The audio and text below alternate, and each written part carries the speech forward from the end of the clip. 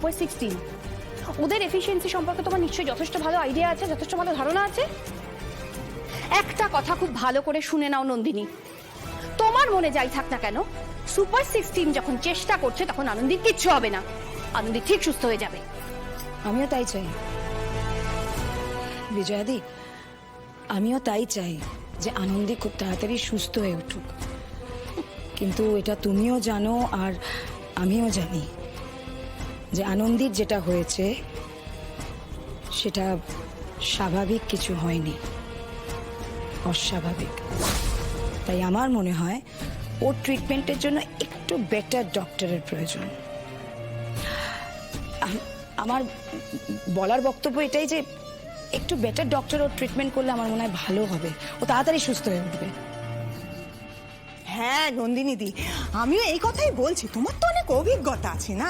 আরে তুমি তো জানো এই সুপার 16 একটা বাচ্চাদের নিয়ে, তুমি বলো না যে কি করলে ভালো হয়। তুমি তো মেডিনেস থেকে দাঁড় করালে।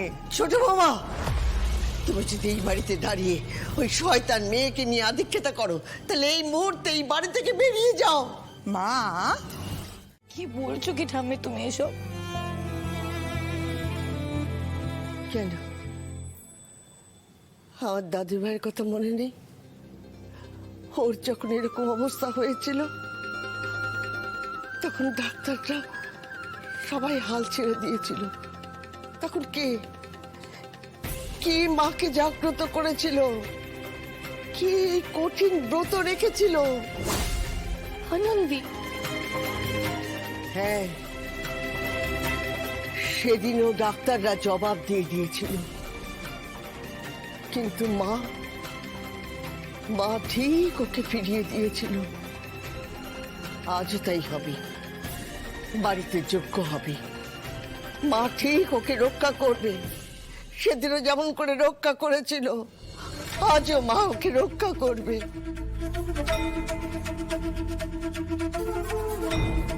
হ্যাঁ দাদু ভাই, সেদিনও দিদি ভাইকে মা দুর্গা রক্ষা করেছিল, আজও মা দুর্গা দিদি ভাইকে রক্ষা করবে, দেখিস ঠিক রক্ষা করবে। মা মা আপনি চলুন, আমি পুজোর সব জোগাড় যন্ত্র করে দিচ্ছি, আসুন আপনি মা।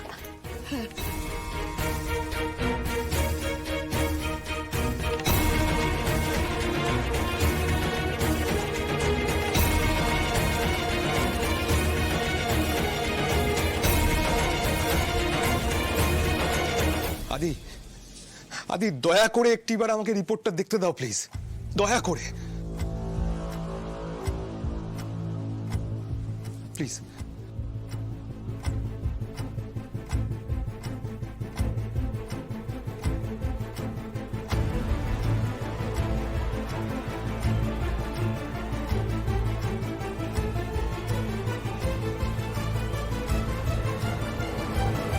ডক্টর সুপায়ন, কিছু বুঝলেন? না, এই রিপোর্ট দেখে সত্যি বোঝা খুব দুষ্কর। তবে আমার এক্সপিরিয়েন্স বলছে আনন্দীর শরীরে বিষাক্ত কোনো পদার্থ গেছে, হয়তো ব্লাড টেস্টে সেটা ধরা পড়তে সময় লাগছে। তাই বুঝলে এটা তুমি? আদি, তুমি তো নিজেও একজন ডাক্তার, তুমি আমার থেকে অনেক বেশি এক্সপিরিয়েন্সড। তুমি তো জানো যে এরকম বহু কিছু আছে যেগুলো শরীরে সংক্রমণ হয়ে যাবার পরেও ধরা পড়ে না, সময় লাগে। এই দাদা, ওটা ওই রিপোর্টটা ওর হাত থেকে নে। আমি একটা জ্ঞান শুনতে আমার ইচ্ছা করছে না, রিপোর্টটা নে ওর হাত থেকে। সুপায়ন, তুমি প্লিজ এখান থেকে যাও। বিছানায় শুলেই ঘুমিয়ে পড়ে, আর ওর মেয়েটা হয়েছে সেরকম, মা মেয়ে দুজনেই এক কথার আগে ঘুম, দুজনেই। না আসলে ওর কোনো দোষ থাকে না, মানে ও তো সারাদিন পরিশ্রম করে, খাটাখাটুনি করে, তাই ঘুমিয়ে এখনো কেমন ঘুমিয়ে পড়। এই আনন্দী, আনন্দী, আর উঠে পড়ো না, ওঠো। এই দেখো, দেখেছো তো তোমার? আরে তোমরা তো জানোই ওর একটু মজা করার অভ্যেস আছে, ও মজা করছে। এই দেখেছো, এবার সবাই সত্যি সত্যি ভয় পেয়ে যাচ্ছে। আনন্দী, ওঠো না। এই তো বুঝেছি, এই ডক্টর সুপর্ণা একটা খারাপ মেশিন নিয়ে এসেছে, তুমি সেটার সুযোগ নিচ্ছ, তুমি এভাবে আমাদেরকে বোকা বানাচ্ছ তো। আরে হয়েছে, ঠিক আছে, আমরা বুঝেছি। এবার আনন্দী, এই ওঠো না আনন্দী, শুনছো? আরে ওঠো। আর দেখেছো, এই দেখেছো তো আমার এই এবার এবার আমারও ভালো লাগছে না। আমরা আরে হয়েছে হয়েছে, আমি ঠিক আছে, আমরা সবাই বুঝেছি। এবার ওঠো ওঠো, ভালো লাগছে না কিন্তু আমার। এবার এবার সত্যি বিরক্ত। এই আনন্দী, এবার আমার কিন্তু খুব মাথা গরম হয়ে যাচ্ছে। তুমি এরকম করো তো আমার সাথে, এরকম করো না প্লিজ, ওঠো না। আরে ওঠো সবাই। কি এই আনন্দী, কেন কেন এরকম করছো বলো তো? অনেকক্ষণ তো হয়ে গেল, কেন সাড়া দিচ্ছ না? প্লিজ সাড়া দাও, আর ভালো লাগছে না। এবার ওঠো না, সবাই ওয়েট কর। আরে এই আনন্দী, ওঠো না, ওঠো ওঠো, আরে প্লিজ ওঠো।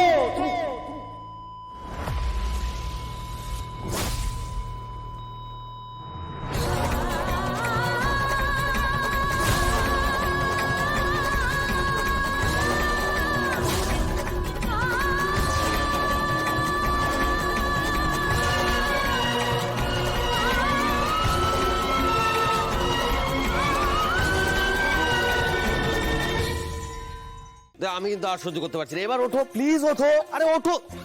ওই দেখ, তোর আবার কি হলো? আরে তুই কাঁদিস না, দাঁড়া। আনন্দী কি বলছে আমি আগে শুনে নিই, তারপর তোকে সামলাচ্ছি। এক মিনিট দাঁড়া। দাদু ভাই, দাদা এটা কি হলো রে? দাদা এটা কি হলো? আরো আরো চুটফুটা ওষুধ খাওয়া, আরো আরো আমাকে বাঁচিয়ে রাখ কোটি কোটি বছর। আমি তো পাশানি, চোখের সামনে এইসব দেখার জন্য বেঁচে থাকবো।